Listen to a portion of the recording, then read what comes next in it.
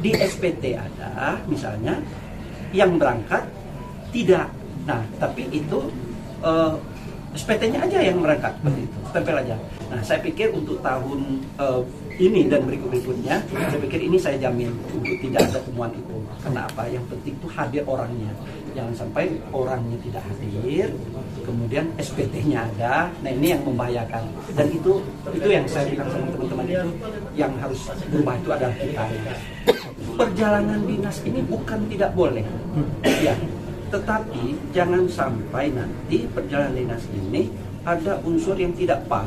Kalau memang kita pakai lansapnya apa? Kalau kita mau pakai realnya berapa? Itu yang harus ada. Bukan tidak boleh. Ya, tidak boleh. Memang kepentingan organisasi ini kan harus kita koordinasikan.